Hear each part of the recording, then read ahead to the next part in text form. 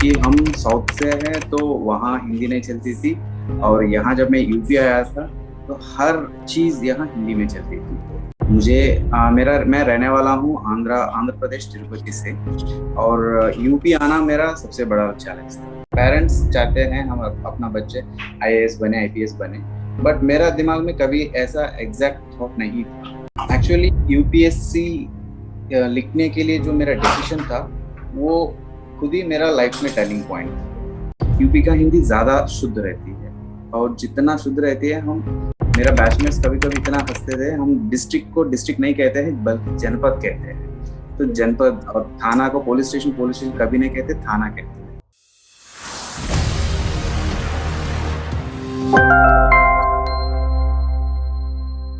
Welcome to the new episode of सफलता talks. मैं हूं आपकी दोस्त युक्ता Sharma. Well, today we have Ashok Venkata sir. Sir, welcome to सफलता टॉक्स। थैंक यू सर, सबसे पहला मेरा क्वेश्चन आपसे यही रहेगा, जब भी आप अपने करियर की स्टार्टिंग पॉइंट पे थे तो कौन से चैलेंजेस आपने फेस किए स्टडीज को लेकर, या फिर ओवरऑल जो भी चैलेंजेस आपने फेस किए वो आप प्लीज शेयर कीजिए। अगर मैं करियर की बात करूं तो जो मेरा सबसे बड़ा चैलेंज था, मैं रहने वाला हूं आंध्र प्रदेश तिरुपति से। और यूपी आना मेरा सबसे बड़ा चैलेंज था, क्योंकि हम साउथ से हैं तो वहाँ हिंदी नहीं चलती थी। और यहाँ जब मैं यूपी आया था तो हर चीज़ यहाँ हिंदी में चलती थी। और ये चीज़ केवल हिंदी नहीं, यहाँ जो कल्चर, यहाँ जो सोसाइटी, यहाँ जो पॉलिटिकल सिस्टम और यहाँ जो लॉ एंड ऑर्डर क्राइम का स्थिति है, ये बहुत अलग है। यूपी हम अपने आप में एक देश माना जाता है। तो जब ऐसी स्थिति में जब हम नया यूपीएससी के द्वारा रिक्रूट होकर आते हैं तो केवल 2 साल ट्रेनिंग से आते हैं। और यहाँ जब हम एएसपी शिप से चालू करते हैं तो हमारे ऊपर ज़्यादा एक्सपेक्टेशंस भी होते हैं। तो इस दौरान जब मुझे आया था, जो मैं सेटल होने वाला था, तो उस समय जब मैं जो भी मुझे चैलेंजेस मिला था वो बहुत बड़े चीज़ लगता था मुझे। और धीरे धीरे मेरा सीनियर्स के द्वारा, जो मेरा आम जनता के द्वारा, तो इन लोगों द्वारा सीखते हुए मैं धीरे धीरे यूपी में अब सेटल हुआ। सर, नेक्स्ट क्वेश्चन मेरा ये रहेगा आपसे, आपकी लाइफ का जब आप यूपीएससी प्रिपेयर कर रहे थे या फिर आप सक्सेसफुल हो चुके थे अपने एग्जाम को लेकर, टर्निंग पॉइंट क्या था आपकी लाइफ का? हाँ, एक्चुअली यूपीएससी लिखने के लिए जो मेरा डिसीजन था वो खुद ही मेरा लाइफ में टर्निंग पॉइंट था। क्योंकि बचपन से जब मेरा एजुकेशन था, वो हर घर में रहने वाली चीज़ है कि पेरेंट्स चाहते हैं हम अपना बच्चे आईएएस बने, आईपीएस बने, बट मेरा दिमाग में कभी ऐसा एग्जैक्ट थॉट नहीं था। मेरा थॉट प्रोसेस ज़्यादातर एमबीए करना, बिजनेस करना, इस तरफ था। बट लेकिन जब मैं एमबीए करने के बाद व्हेन आई जॉइंड मोनसेंटो एक बीज का कंपनी है जो किसानों का बीज बेचने वाला कंपनी है।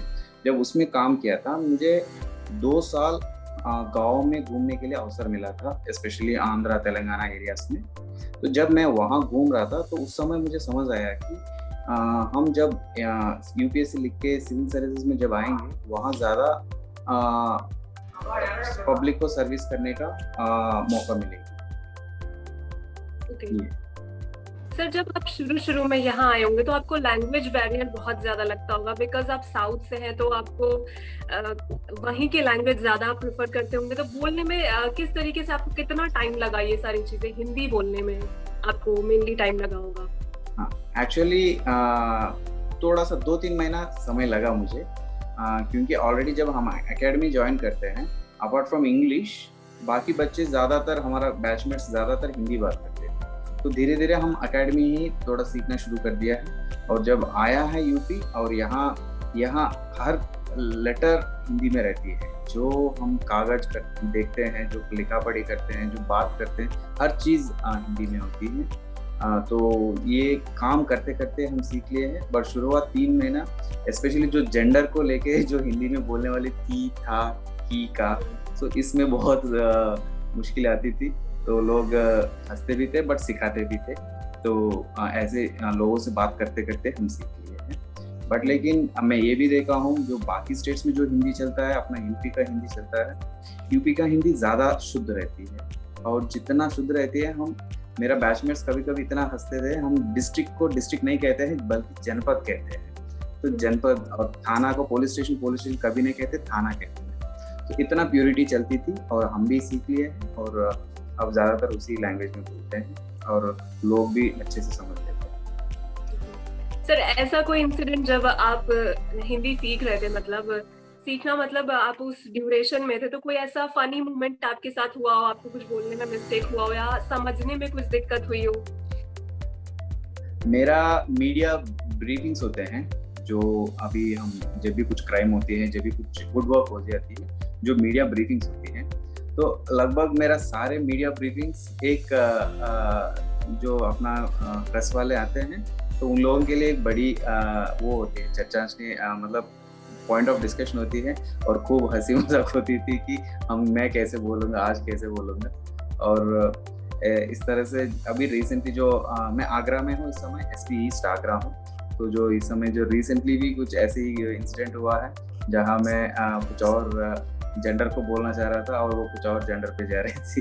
तो ये होते रहती है। Okay, nice experience sir. ये सारी चीजें कुछ समझने में टाइम लगता है, लेकिन हिंदी इतना भी टफ नहीं है कि ना आए सर, आ जाता है टाइम के साथ में।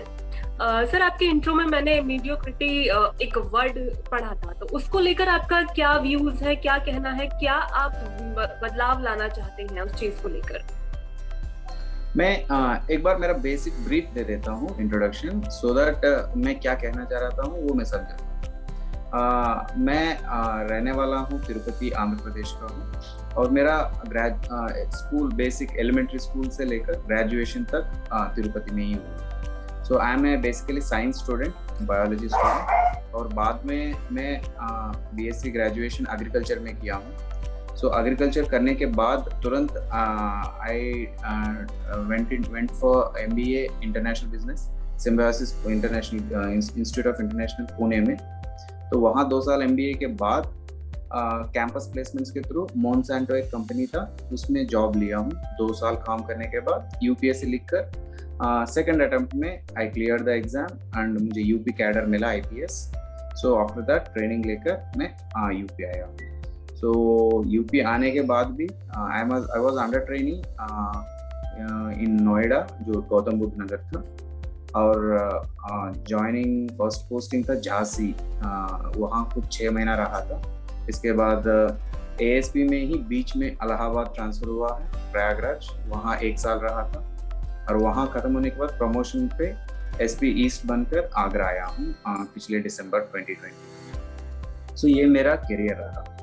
तो मैं इस बीच में क्यों मीडियोक्रिटी बताया हूँ, क्योंकि जनरली बचपन से हमें ऑब्वियस की बात है कि 10th क्लास तक ज़्यादा कुछ जानकारी नहीं होता है कि क्या करियर है, क्या आगे रहता है। बस सुनते हैं कि डॉक्टर बननी है, पायलट बनना है, पुलिस बनना है, आर्मी जाना है वगैरह, बट हमें निटी-ग्रिटीज नहीं पता रहता है। तो वो पर्पस और सेंस ऑफ वो ना रहने के कारण, मतलब जो कॉज, सेंस ऑफ कॉज ना रहने के कारण हम टारगेट हाई नहीं रखते हैं। अभी भी हम देखते रहते हैं बच्चे एग्जाम्स टारगेट करते हैं, कभी करियर टारगेट करना बहुत कम लोग को देखते हैं।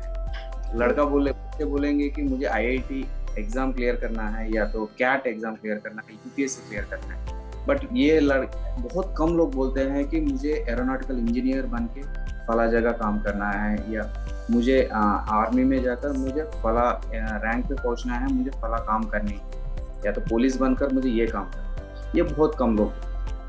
तो मैं जब मुझे पर्पस मिला था, जब मैंने मोनसैंटो में काम करते हुए, तो मुझे तब समझ आया कि मैं कर क्या रहा हूँ, क्योंकि वो फोकस नहीं रहा मुझे तब तक यही था कि एमबीए करना है, ये नहीं पता था कि एमबीए के बाद क्या करना है, ऐसा चलता था।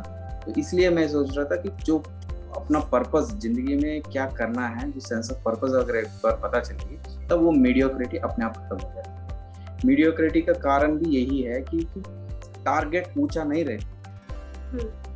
हमें लगता है कि एग्जाम बहुत बड़ी चीज है, ऐसा कोई बात नहीं। एग्जाम आज नहीं तो 2 साल बाद क्लियर हो जाएगी, और अगर हम एग्जाम ही टारगेट रखेंगे तो एग्जाम क्लियर करने के बाद एकदम डिमोटिवेट हो जाएंगे, इसलिए हमें हमेशा अपना जो टारगेट है वो करियर होना चाहिए और वो सबसे ऊंचा होना चाहिए। एम हाई बोलते हैं, जो लेसर एम इज क्राइम, जो अब्दुल कलाम जी बोलते हैं, तो वो हमेशा। ओके सर, तो ये आपका ब्रीफ था मेडियोक्रिटी को लेकर।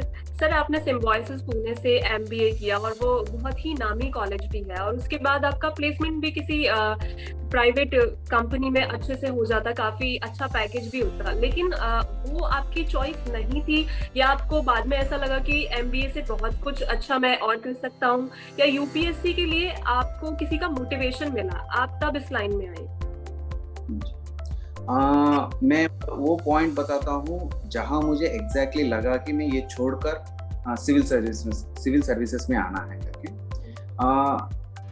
विलेजेस में मैं ज़्यादातर फार्मर्स से काम करता हूँ, जो खेती में फार्मर्स होता है। सो ये लोग को हम कन्विंस करके सीड्स बेचना होता है। मोनसेंटो ऐसी कंपनी है जो यूएस बेस्ड है, वर्ल्ड्स बिगेस्ट सीड कंपनी, जो हमें बीटी टेक्नोलॉजी वगैरह दिया है, जो बीटी कॉटन वगैरह। सो जब हम बेचने जाते हैं, मुझे उन लोग को देख के बहुत दुख लगता है। जब भी हम मान लीजिए हम खुद ही है, अगर हमें कुछ खरीदना है सुपरमार्केट में, हम बहुत वेल इन्फॉर्म्ड रहते हैं, हम तेज रहते हैं, हमारे पास मोबाइल होता है, इंफॉर्मेशन होता है, हमारे पास वी आर एजुकेटेड। बट जब मैं किसानों को देखता था, वो लोग एजुकेटेड नहीं रहता था, इतना मासूम रहते थे कि हम जो कहते थे वो बेचारे सुन लेते थे, और एक बार फेल होने के बाद वो हमारा बात को मतलब याद रहता, मतलब वो बंदा आया था, मुझे फला बीज बेच के गया था, वो अब अच्छा नहीं होगा, तो वो तब रियलाइज करेगा, पहले नहीं रियलाइजेशन, मतलब उतना एजुकेशन नहीं। और इमेजिन इंडिया का पॉपुलेशन 50 to 60% अभी भी खेतों में काम कर रहा है, अभी भी अनपढ़ है, अभी भी ये है। तो इस तरह की सिचुएशन में हम प्राइवेट कंपनीज में या कॉर्पोरेट वर्ल्ड में रह के बहुत कम कर पाएंगे उसको। तो इसलिए मैं सोचा कि सिविल सर्विसेज में आएंगे हम, we should be the part of the system to uplift, जो अपना गांव की जनता है उनको अपलिफ्ट करने के लिए हम सिस्टम में आना चाहिए। और इसलिए मैंने यूपीएससी में टारगेट लिया था, इसलिए वो सब छोड़ के यहाँ आ गया था। आप जो कह रहे हैं वो सही कह रहे हैं कि हमारा सैलरीज कभी कॉर्पोरेट सैलरी से मैच नहीं कर सकती है, बट लेकिन हमारा पर्पस हमेशा सबसे ऊंचा रहता है। बिल्कुल सर, प्राइवेट सेक्टर की यदि बात की जाए तो वहाँ के सैलरी पैकेज और सिविल सर्विसेज के बाद जो भी पोस्ट मिलता है उसकी सैलरी में काफी डिफरेंसेस होता है, लेकिन सिविल सर्विसेज के साथ जो हमें चीजें प्रोवाइड होती है और हम देश की सेवा भी कर सकते हैं, साथ ही साथ जो सोशल सर्विसेज के बारे में आप सोच रहे हैं वो उसके थ्रू आप कर सकते हैं, जो कि आप प्राइवेट जॉब में नहीं कर सकते हैं, इसलिए यूपीएससी मोस्टली चुनते हैं। ओके सर, यूपीएससी की जब आप प्रिपरेशन कर रहे थे, हर किसी का एक अपनी स्ट्रैटेजी होती है, टेक्निक्स होती है पढ़ने की, आपकी क्या स्ट्रैटेजीज थी पढ़ने की? ओवरऑल आपका क्या रूटीन रहता था और कौन कौन से सोर्सेज आपने फॉलो किए? मेरा एक्चुअली, क्योंकि मैं यूपीएससी प्रिपरेशन काफ़ी टाइम के बाद चालू किया था, लाइक जनरली ग्रेजुएशन के बाद हम एलिजिबल हो जाता है तो 20-22 साल से चालू कर देते हैं बच्चे। But I started my preparation somewhere around 27 years, मतलब जब मैं 27 ईयर्स था तब चालू किया था। तो बाय द टाइम जब मैं प्रिपरेशन चालू किया था, मैं पढ़ना ऑलमोस्ट 2012 में छोड़ दिया था, दोबारा मैं बुक किताब लिया है 2014 में। सो इसलिए मुझे थोड़ा सा टाइम गैप आया था, बट लेकिन आयरनिकली मुझे बहुत एंथुजियाज्म मिला था पढ़ने में, क्योंकि 3 साल नहीं पढ़ा था तो मुझे इतना गैप मिला था। जब मैंने पढ़ने के लिए बुक लिया था, I was very interested to read, इसलिए मैंने काफ़ी कुछ सिलेबस बहुत जल्दी ख़त्म कर लिया। ये एक चीज़ था। और दूसरा मेरा प्रैक्टिकल स्ट्रैटेजी ये हुआ करता था, मैं बचपन से हिंदू पेपर ढंग से पढ़ता था। मेरा माय फादर, मतलब जो मेरा पिताजी है, उन्होंने मुझे हमेशा बचपन से ये आदत डाल रखा है कि मुझे किसी भी हालत में हिंदू न्यूज़पेपर पढ़ना ही पढ़ना है, एक लैंग्वेज के लिए और दूसरा जनरल नॉलेज के लिए। तो वो आदत मेरा हमेशा रहा है, और घर पे हमेशा न्यूज़पेपर आई रहती थी और मैं पढ़ता था। वो इसलिए मुझे वो नेचुरल है, वो वाला चीज़। और दूसरा मेरा मेन स्ट्रैटेजी था, क्योंकि मैं नया बच्चा नहीं हूँ, मतलब जैसा फ्रेशर नहीं हूँ ग्रेजुएशन का, और मेरे पास इतना टाइम भी नहीं था, क्योंकि मेरा करियर ट्रांसलेशन जल्दी होनी है। तो मैं दिल्ली तुरंत गया था। दिल्ली जाने के बाद वहाँ सिचुएशन देख के वहाँ कोच वाजीराम ज्वाइन किया है। वहाँ हर दिन 2 घंटा कोचिंग होती थी, बाकी समय बहुत डिले चलती थी। तो शुरुआत 2-3 महीना कोचिंग अटेंड किया, समझ गया कि इस पेस में नहीं हो पाएगी, तो तुरंत मैं अपना स्केड्यूल सेट किया। तो दिन में सुबह मेरा रात को स्केड्यूल चलती थी, मतलब रात को ज़्यादा जगता था, तो सुबह मैं 8-9 बजे उठता था, जो सजेस्टेबल नहीं है, बट लेकिन अपना जब पढ़ रहे तो चल जाएगा। तो सुबह उठ के न्यूज़पेपर कम से कम 2 आवर्स बहुत डिटेलली पढ़ता था और नोट्स लिखता था। और आफ्टर मतलब कम से कम 9 से 11 साढ़े 11 बजे तक वो पढ़ लेता हूँ। इसके बाद ब्रेक लेता हूँ, I will have lunch and I will fresh up and all. After that मेरा स्टॉक सिलेबस। मैं सबसे पहले यूपीएससी प्रिपरेशन जब किया था, एक मेरा सीनियर ने बताया था, जो ऑलरेडी सक्सेसफुल कैंडिडेट था, उन्होंने बताया कि सबसे इम्पोर्टेंट चीज़ यूपीएससी में यूपीएससी नोटिफिकेशन होता है, वो गाइड है।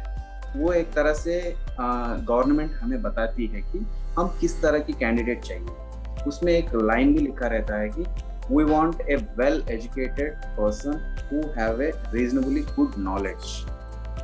ये चाहिए रहता है उसको। तो उसको ये नहीं चाहिए होता है कि कोई 100 में 99 मार्क्स लाए। आप देख भी रहे होंगे, हमेशा नंबर 1 रैंकर का भी 50% 51% मार्क्स होते हैं, कभी उससे ऊपर नहीं जाती। इसलिए मैंने समझ लिया है कि टारगेट कंट्रोल मतलब बुक्स फिक्स करनी है, सिलेबस सेट करनी है, इसी चीज़ को हम जल्दी से जल्द ख़त्म करनी है। ऐसा नहीं है कि एक ही बुक को पकड़ के बैठनी है।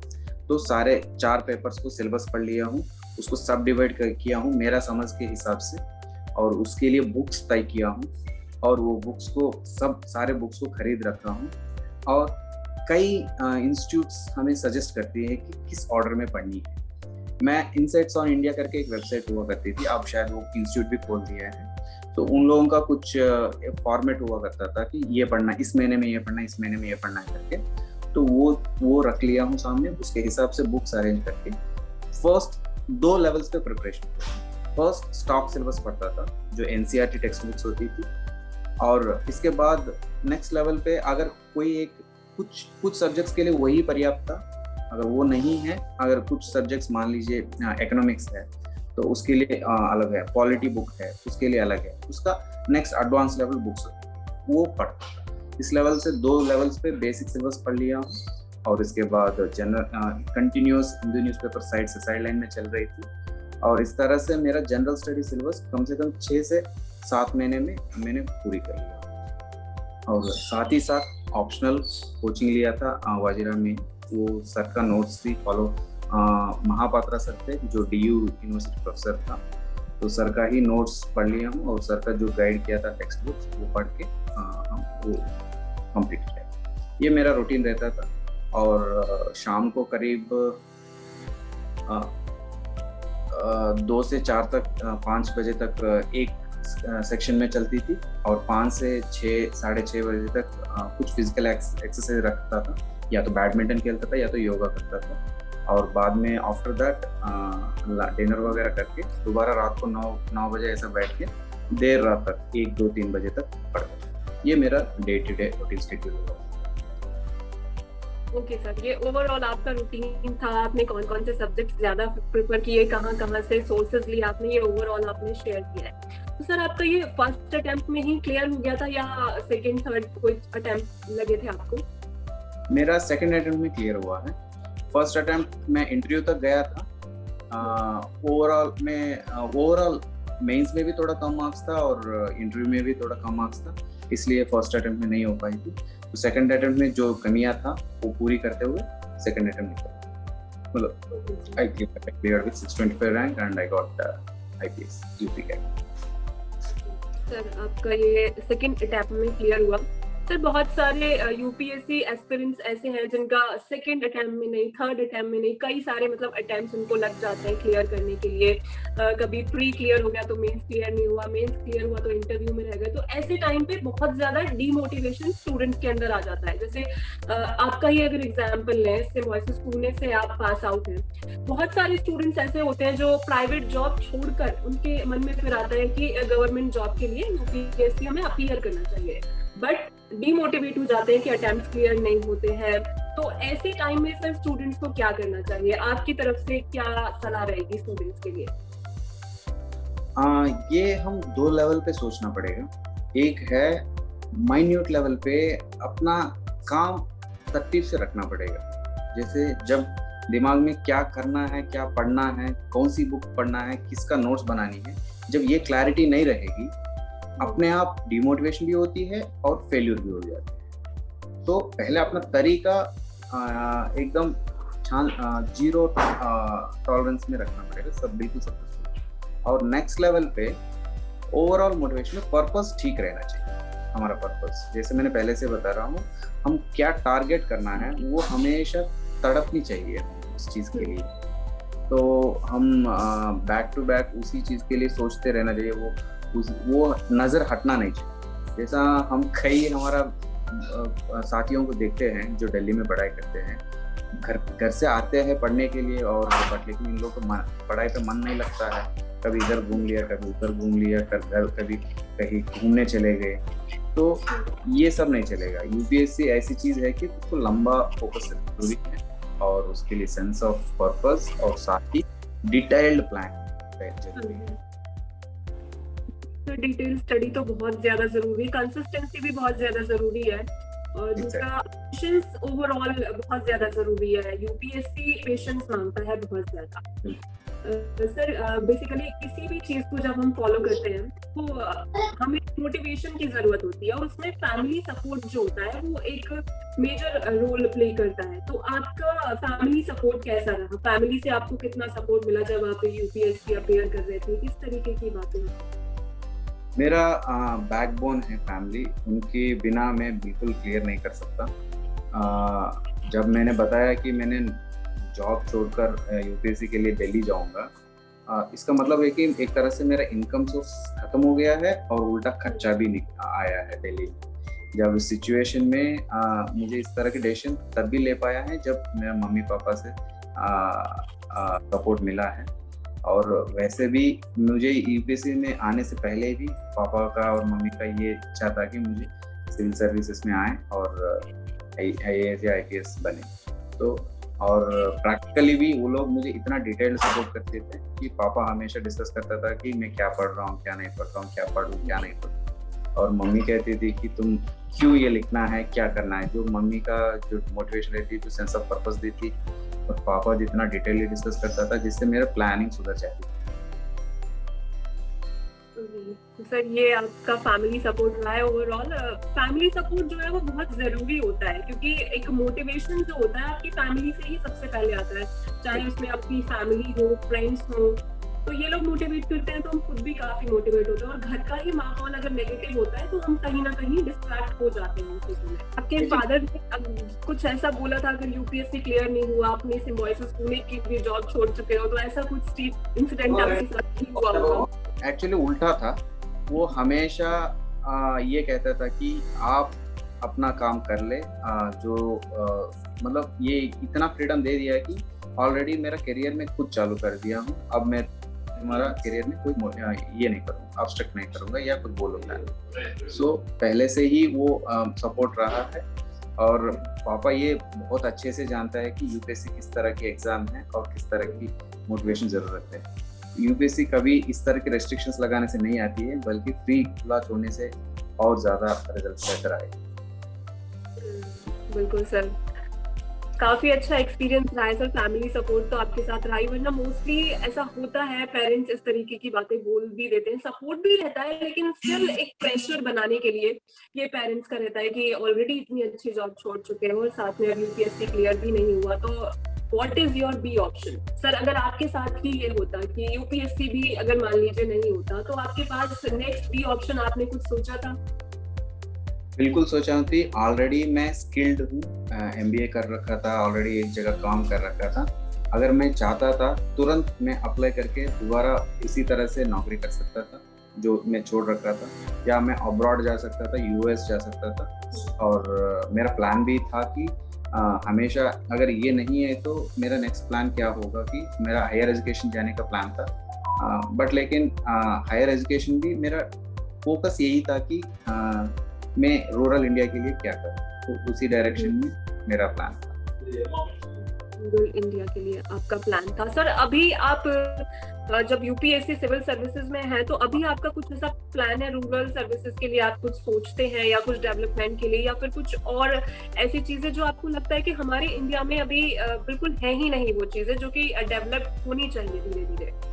बिल्कुल, एक्चुअली मेरा जब भी हम यूपीएससी के लिए सोचते हैं, हम सोचते हैं एक थॉट प्रोसेस है, बट लेकिन यूपीएससी का जो सर्विसेज हैं, जो नेक्स्ट आईएएस हैं, आईपीएस हैं, आईआरएस हैं, आईआरटीएस, बिल्कुल अलग है। उनका डायरेक्शन ही अलग है और उनका मैंडेट जो बोलते हैं, उनका नौकरी का जो नियम और क्या टारगेट देते हैं वो अलग है।